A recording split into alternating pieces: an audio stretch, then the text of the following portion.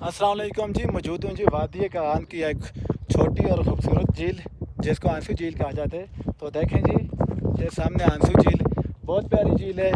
यहाँ तक हमें पहुँचने में तकरीबन 5 से 6 घंटे लगे हैं और हम लोग मनूर से आए हैं, रेवड़ी रेस्ट हाउस से। हमारे 6 घंटे लगे यहाँ तक पहुँचने में। और ये चेक करें जी व्यू। जो लोग आना चाहते हैं तो इजीली आ सकते हैं, कोई मुश्किल नहीं है। इतनी ज़्यादा ट्रैकिंग भी नहीं है, 6 से 7 घंटे की ट्रैकिंग है। और ये व्यू चेक करने को आपको मिलेंगे। जो लोग मनूर वैली से आना चाहते हैं वो भी आ सकते हैं। और दूसरा क्या कहते हैं, ये सैफर मलूक झील से भी।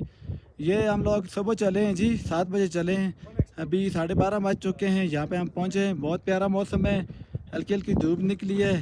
सुबह से तो काफ़ी ज़्यादा फॉग थी जिसकी वजह से वीडियो नहीं बना सका। तो अभी जो हमारा प्रोग्राम है जी आगे सैफर मलूक की तरफ जाने का, तो वहाँ तक हमारे पहुँचने में तकरीबन 3 से 4 घंटे लगेंगे।